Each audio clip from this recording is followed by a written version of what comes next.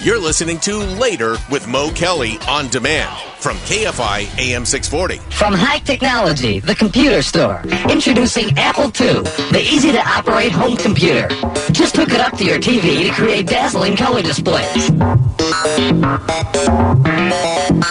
Or you can balance your checkbook. Kids can teach themselves arithmetic. Or the family can invent their own Pong games. The possibilities are endless. It's called Apple II, the personal computer. See it at High Technology, the computer store.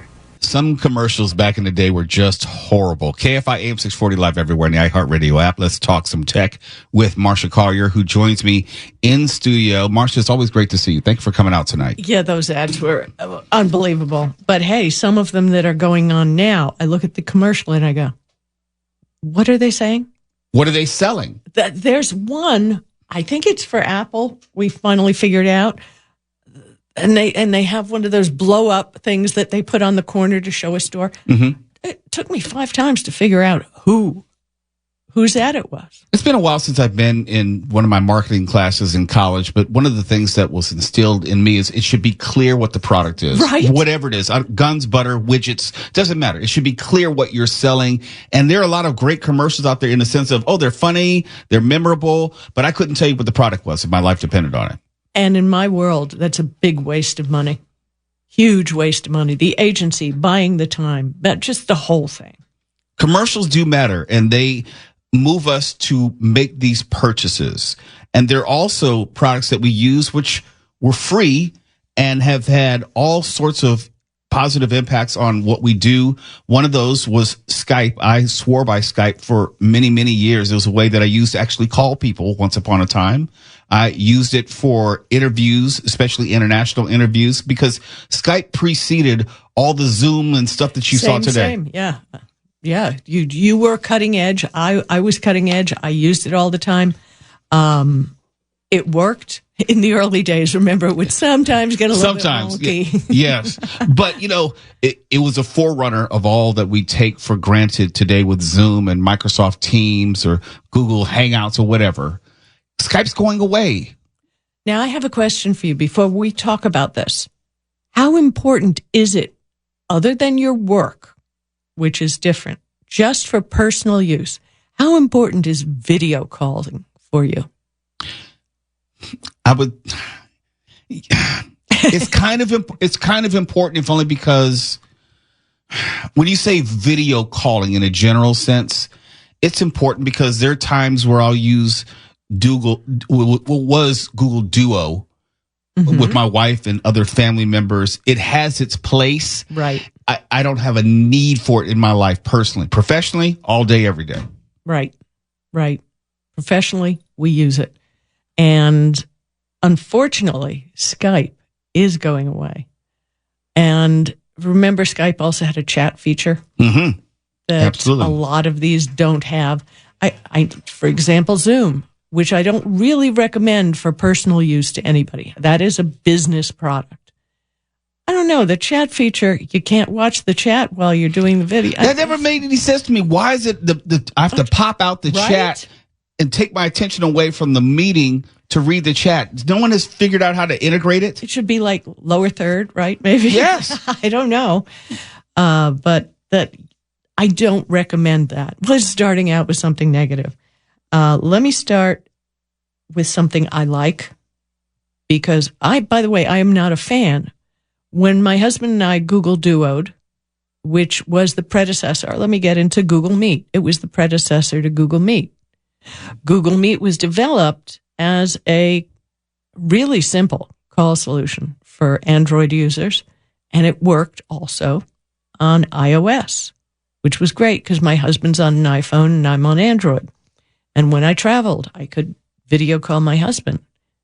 But we'd plan it ahead of time. Like we'd text each other ahead. Mm-hmm. I'm going to call you.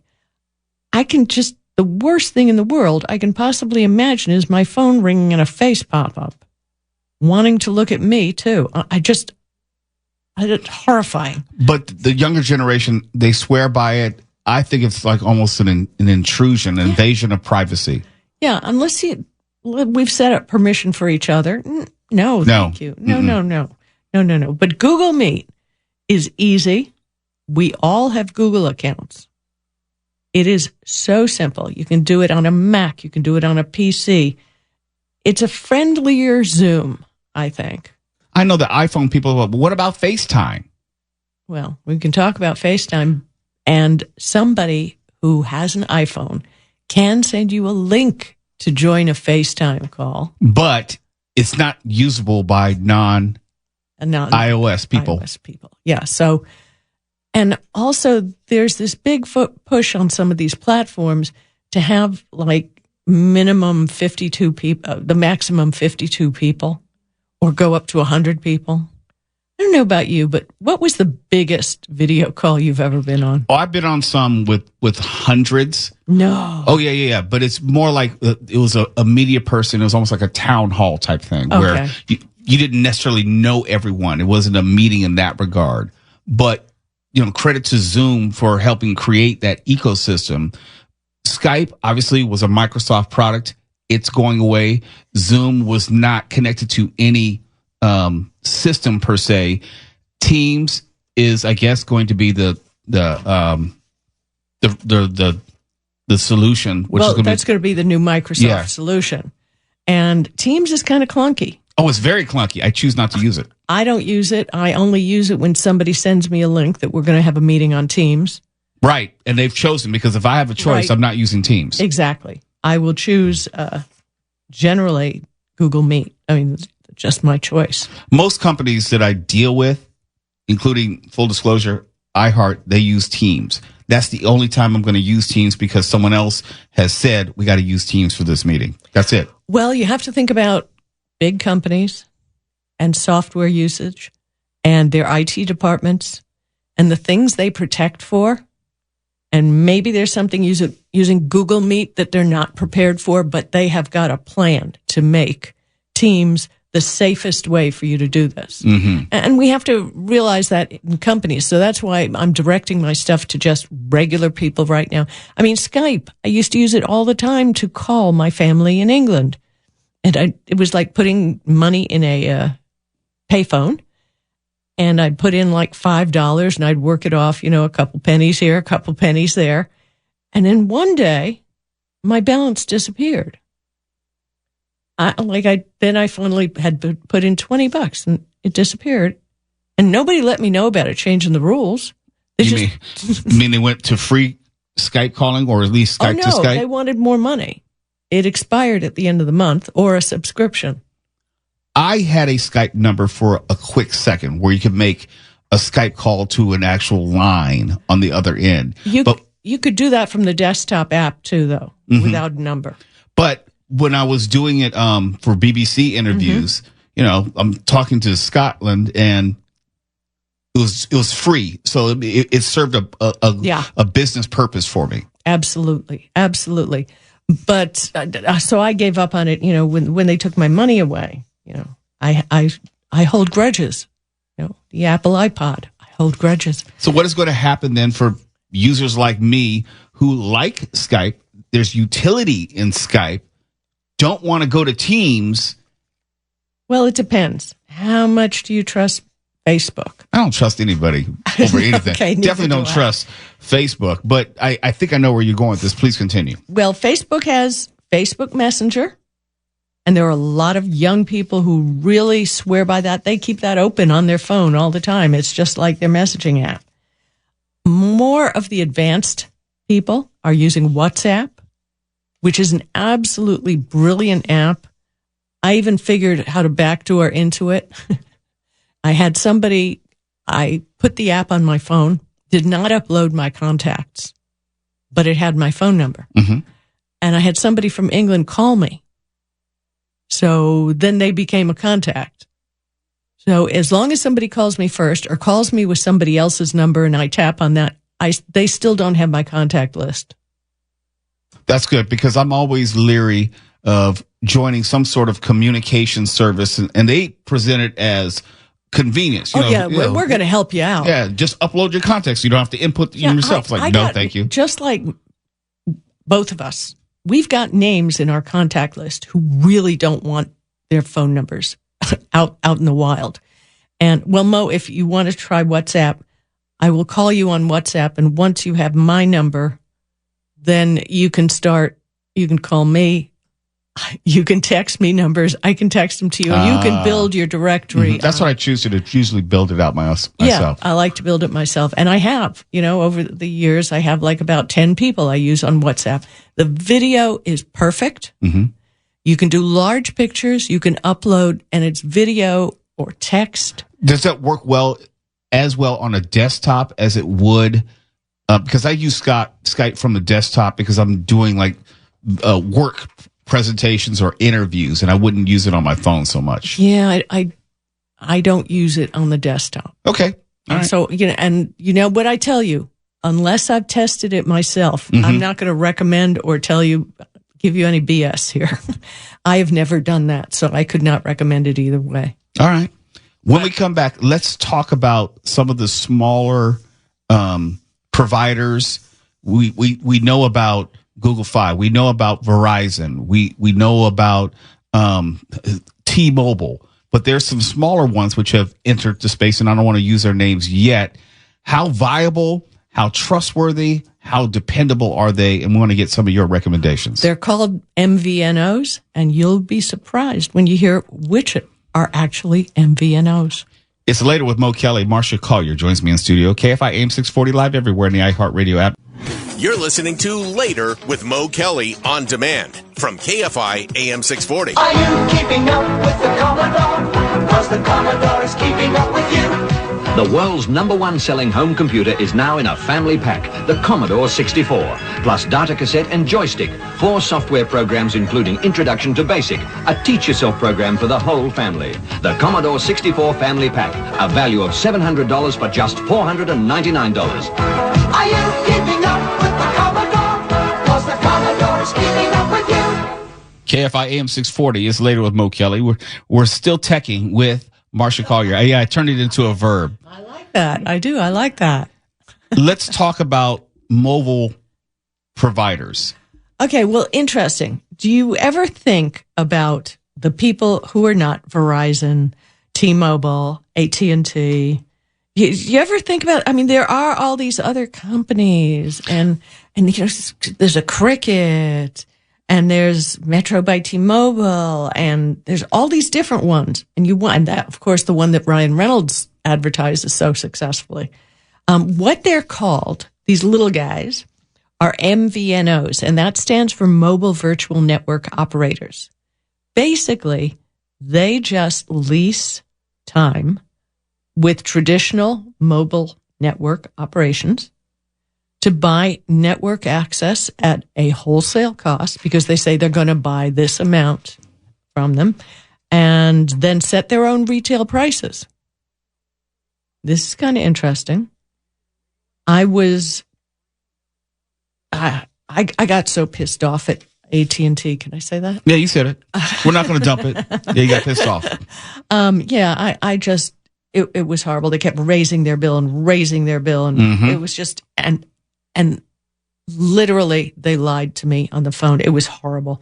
So I said, I have to get out of here. And it was a landline that used to be my office line. And I said, but I can't give up the number. So I went and I started researching all of this. What's interesting is the reason on some of the networks you get throttled when you reach a certain number of gigabytes or something like that is because they have network priority. Maybe Cricket is paying more than Google Fi. Yeah, that's right. Google Fi is an MVNO.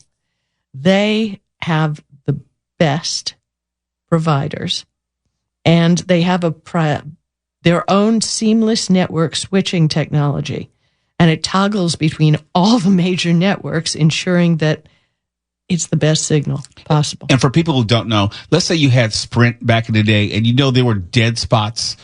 Right. When you had Sprint. When you have Google Fi, it will find the best signal.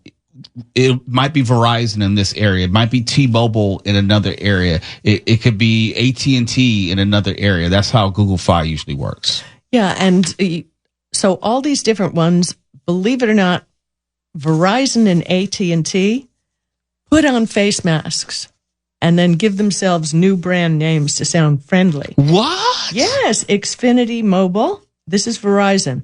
Twigby, Ting, Page Plus, Spectrum Mobile. No. Spectrum Mobile, that's Verizon's key MVNO. So if I have Spectrum Mobile, I'm not actually getting away from Verizon? Right. Is this kind of like the difference between a Toyota and a Lexus, a Nissan and an Infiniti? AT&T key MVNOs include Consumer Cellular, Cricket, Freedom Pop, Free Up Mobile, Straight Talk, TrackPhone. Such baloney. They're taking advantage of us. But I have to tell you, I studied, I looked, and besides, I thought Ryan Reynolds was kind of funny. And their website is written Mint Mobile, you're saying. Mint Mobile is written in such plain language, and they're so customer centric. And they had a plan for 5 gigabytes a month, which is not enough for me. But this is going to be a phone that sits in my house so that I maintain this phone number that I've had since I had my own business. And unlimited talk and text for $15 a month. What about hidden fees or added on? None. They mean $15. Done. I paid for a whole year. There was tax on it.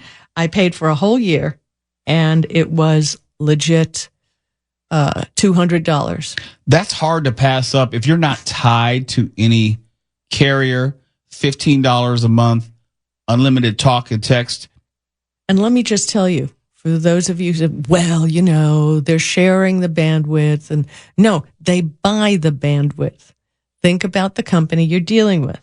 I turned off the Wi-Fi on that phone, and I had them send me a SIM chip. I like a SIM chip better than an eSIM because you can change the phone easily. That's a lesson for another day, but real quick, I did. If you ever go to Google, type in internet speed test, something comes up, you tap on it, and you can test your speed. I had 518.0 megabits per second download and 55.4 upload. That's unheard of. That's unreal. You'd have to spend $150, $200 a month to get that. Exactly. And it was better than my T-Mobile account, and they get their lines from the T-Mobile network. Go figure. You can bring your own phone. You can get a phone with it. It's worthwhile looking into these different ones. Metro by T-Mobile, they're unbelievable. But you have to see who they get their data plan from. And, I was shocked by AT&T. So these $15 a month. Save your money. There's other places where you can spend it. That's the main takeaway. So Save your money. Save your money. I'm keeping T-Mobile because it has unlimited data in England, and I visit my family regularly, and I don't like futzing around with day passes. All these things have to fit your personal lifestyle. Right. That's what it really comes down to. And there's an over 55 plan on T-Mobile. It's in flight for people who are over 55? Yes. I don't want to hear that. I don't want to hear that. It's only $40 a month. Because I'd qualify. I don't want to hear that. For 2 lines, it's $80. You have to have 2 lines. So I can get that and AARP. I can get discounts at Denny's and what else? Do you know, I won't even, of course I'm not old enough, but AARP sends me their emails. Right. I won't even open them. Oh, I refuse. I throw that stuff in the trash. Right. I rebuke thee. Yes, the magazine comes. Yes. Bam. I didn't ask for this. Garbage. Unsolicited. Totally. I am not old enough for AARP. I don't care what your records show. And if you ever take a good look at the magazine, every story in the magazine is to scare you on someone who's going to take advantage of you and how to avoid scams and they're acting like they're trying to save your bacon. True story. I have never opened a page in a magazine because I refuse to allow that in my spirit. I'm not reading anything AARP. I usually change the channel when they have the Colonial Penn insurance commercials. It's like, nope, I refuse to acknowledge. What are you laughing at, Stefan? That was going to be my guess is Colonial Penn. Well, this is not funny. I'm talking serious here. I have an emotional moment Or here. just wait till you get postcards from the Neptune Society. Oh, I haven't got that yet. Thank goodness. We got to get out of here. Marsha Collier, it's always great to see you. Always good to see you, Mo, and it's a fun time. Let's enjoy our tech this week, okay? Absolutely. You're listening to Later with Mo Kelly on demand from KFI AM 640.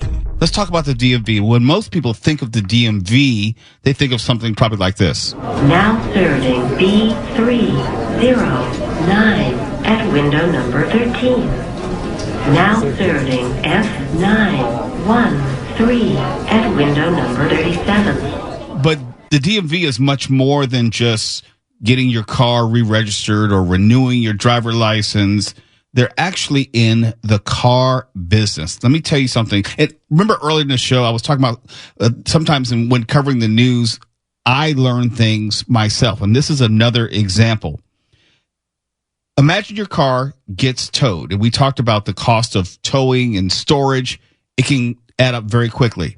There are times where people will get their car towed or get a car towed, knowing how much it's going to cost to get it out of the towing lot. Some people will walk away. Let me tell you about a Lamborghini Roadster, which got towed in 2023. And for whatever reason, no one claimed it. And the car sat in a Torrance tow yard for 5 months. And I didn't know this. After a certain amount of time, the tow yard / DMV owns it, or at least they have the right to sell it. This Lamborghini was sold at auction for more than $100,000. And the sale allowed the towing company to recoup its costs for the tow and storage and the lien sale, which was about $11,300. But the remaining funds, the $99,000, went to the California Department of Motor Vehicles. I did not know that the DMV was in the business of selling cars and also pocketing the profits. And you think, well, what if the owner came forward? Well, the owner has to claim the funds by 2027. In other words, the DMV is almost like a clearinghouse. They're holding on to the money, but they can keep the money after 2 years, I think, after the sale. And then the money is permanently in DMV's possession. The DMV has been making money for years selling other people's cars. The DMV also doesn't have to notify owners of proceeds from the sale, and it says, according to the state law, has no obligation to do so. I bet you didn't know this either. Since 2016 through the fall of 2024, and mind you, there was a pandemic in between. It wasn't like people were doing a lot of driving per se. From 2016 to 2024, the DMV collected more than $8 million from 5,300 cars sold at auction. $8 million. I don't know if the cars were stolen. I don't know if people just walked away from them, but these cars were not claimed. The proceeds then went to the DMV. In 2016, the DMV recorded $760,000 from the sales, and the number rose by about 76% to $1.33 million in 2023. And you think, well, what about the other cars which are not Lamborghinis? Are these all high-end cars? Not at all. A 2013 Kia brought in $165 to the DMV. A 2014 Chrysler 300, not a bad car, but not a luxury car, sold for $1,368 at auction, and which is just barely more than its bill. A 2015 Lexus Coupe netted in excess of $24,600. A 2016 Ford F-150 truck brought in an extra $14,232. And a 2019 Honda HR-V brought in $5,400. And none of the owners have claimed the money. In other words, they can sell your car, but they don't own it at that point. And legally, if you claim the car, even though it's been sold, you're the title holder. they're supposed to give that money to you. But if you don't claim it after a certain amount of time, and they're not trying to let you know, it's not like they're going to, like, let me pick on Stefan, okay? They're going to take his hybrid because he was parked in the wrong place in Hollywood Hills. We've all been known to do it. And Stefan may say, well, shoot, I don't have the money to get it out of tow and storage. They're asking for $1,000. So he walks away from it. And the car Blue Book value may be $15,000, whatever. The car is eventually sold, and let's say it's sold for $20,000. He had it really hooked up. Okay, he put on some rims with some spinners, had some neon under the car. You know, it had flashing lights. I don't know, whatever. But it was sold for $20,000. That $20,000 is rightfully Stefan's for, I think, up until 2 years. I think he has 2 years to claim that money. But the DMV is not going to tell you that they've sold the car. And if you've already walked away, they kind of know you're not looking for the car. You've probably moved on with your life. And so they've impounded your car. They've taken your car. They've sold your car. And you're probably not going to ask for your car. So they will pocket the money. And Stefan's hybrid is gone forever. And the money for it. And I don't know how that works if you still owed money on the car itself. I don't know how that works. That was going to be my question. Like, who's responsible for that? Right. Because if the car, let's say there was $10,000, which was still owed on the car, the Blue Book value was $14,000, and you sold it for $20,000. It makes you wonder, because if you walked away from the car, it probably would show up as a repossession. I guess, depending on who the lien holder was or the bank. Because is it similar? Would it show up similar to what are those? The police auction ones? Yeah. So I guess so. Because I would have to assume that there's still money owed on the car in most cases. Most are, yeah. And are they paying that off, or is it just a write-off from the car company? Because obviously they're looking for you to pay that note.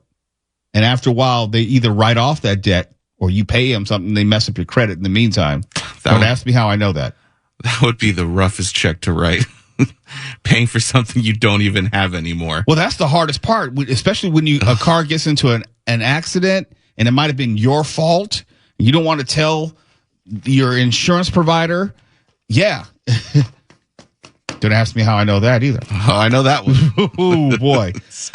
This is something which is, anything has opened my eyes, and it makes me wonder where the law begins and ends as far as ownership. You don't have the car. The car's been sold without your notice, without you knowing, and they're not trying to contact you. They say the money's yours, but you're obviously not looking for it. And if you do claim the money, what are the IRS implications? Do you then still have to pay off the car if there's still money owed? Do they actually contact the bank? Those are the things that I want to know.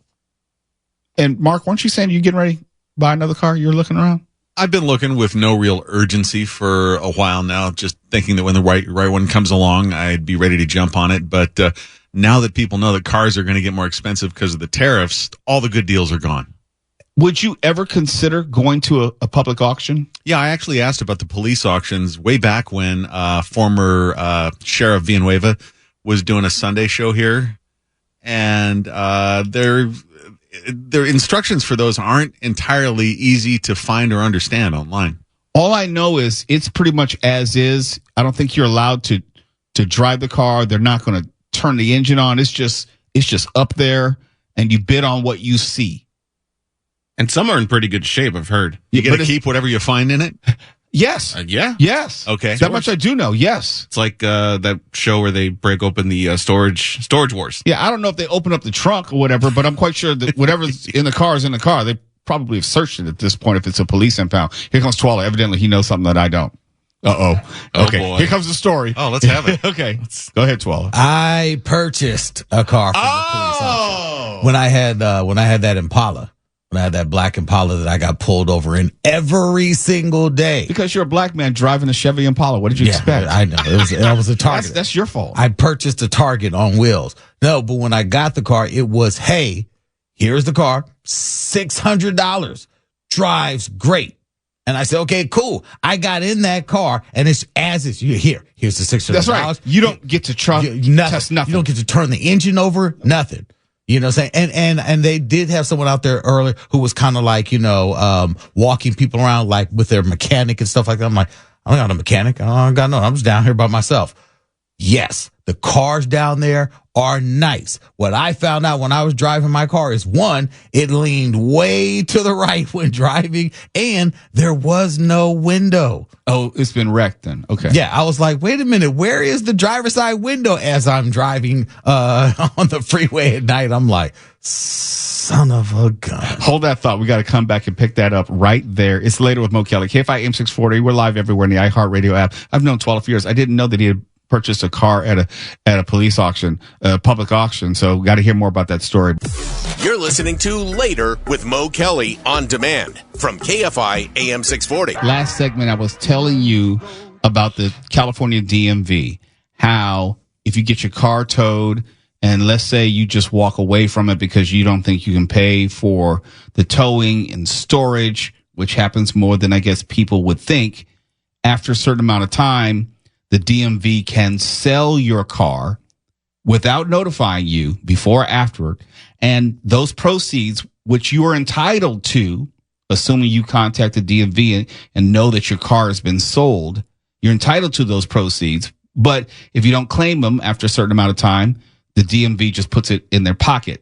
And we sort of digressed into this conversation about what happens at a public auction of cars. And I was asking Mark Ronner, I knew he might be in the market for a car. Would he consider buying a car from public auction? And then in ran to Wallace Sharp saying, hey, I've done it before. And he said he purchased a Chevy Impala for $600. Yes, $600. Now, I went with a friend who was a burgeoning used car salesman. He was trying to buy up cars and put them on the lot and just sell them cheap as they go. Went down to be in there. He had the auctioneer's license. So you had to have a license to go down to this one. I don't know if it's the same for everyone, but he had the license. He said, how much are you willing to spend? I said, $600. He said, bet. There's a car over here that I think that you will like. Now, on this lot, they have all the cars with the hoods up. So they have the hoods up so you can look at the engine. You cannot turn the car over. You cannot touch the car. It's just look at the car. Look at it. All right. Once the bidding starts, I believe they started that one. I think it started like $100 and maybe, I don't know. I thought I was lucky, but not a lot of people were bidding on it. So sold American $600. You have to give them the money right then and there. You got to get the car off the lot, whether it drives or not. This is yours. Come and get it. If you can't get it right then and there, I don't know what happens, but I believe I had the feeling that if I did take the car right then, that was it. They take it back. They take it back. Now, one thing that did happen is when I purchased the car, I was not aware that there was a mountain of tickets that this car had racked up. When I purchased the car, I inherited the debt from the tickets on the serious? car. What? Yes. Are you serious? Yes. How is that even Yes. legal? That's what I said. That's why I kept getting pulled over. How can you? Because it took me a minute to get. VIN. Yes. But do you have to pay for it, or they're just outstanding tickets for a previous registrant? It's a previous registrant, but because it was sold at auction and the car was towed or claimed, whatever, you have to pay that. That I think was like another $1,500 worth of debt to the DMV. They don't even. I had to pay. They don't disclose that in advance. No. Oh, they hell do no. not. It is take this car as it is. Whatever's happening with it, you own this. I could not register the car until I paid off all those tickets. And so I thought I came up and it was $1,500 that I was saddled with. So the car is actually $2,100. Yes. Before. And when I finally, I got a window because when I was driving, tried to roll up the window didn't work. Radio didn't work. None of the electronics inside the car worked. So like the light wouldn't come on when you open up the door. None of this. Got it during the day. So when I'm driving when I'm driving at night, I was like, this is interesting. But I needed it. I needed a car to go. Yeah, man. Yeah. Well, you just gave me every reason to never buy a car at public auction, even if I were desperate. I mean, it's too many unknowns. It's purely shocking. Yeah, no, that's the hard part about it. I think the way you're going about it, Mark, and looking at private sellers, that's the way to go. Mm-hmm. That's definitely the way to go. You don't want to find yourself getting an actual lemon, and there is no lemon law. There's no nothing. You're the first person I've ever heard have a not just bad, a terrible experience. All I've heard is good things about you get steal of a deal and this and that, but man. You can. Now, here's the thing. I'm sure there were some cars there that looked brand new. There were some cars that I was like, how was that up there? But the starting for a lot of those were starting a lot higher. So you have some buckets, and the buckets are like, let me get 100, 150, 150, 100, 200, 250. It's like they go like that. But some of the really, really nice ones, they had some Lexus. The drug dealer cars? Yeah, the cars that you said to yourself, nah, I don't want to get shot up driving that, because someone's going to say, there he goes right there. That's Pookie's car. That was Tony. Yeah, see? No, sir. I think you better leave a rotten Yelp recommendation for those cops. No. No? No. See, this is the half white portion of you that doesn't understand. The Karen portion? The half black portion would have explained to you, no. You're inviting trouble into your... Okay, here's an idea. Don't you steal this. Black Yelp. No, crickets. No. Mark, there's certain things that Mark, no. the white side of you can say. There's certain things that the white side of you can do. Get away with? Yes. That I would not advise anyone who cannot pass for white doing. I get away with a lot with this haircut, let me tell you. Yeah, because if you walk into the room, no one's going to know that you're half black. No, not just by looking at you. No, not while I'm dressed. Yeah. Oh, come on. That was pretty good. KFI AM 640. We're live everywhere. You're listening to Later with Mo Kelly on demand from KFI AM 640.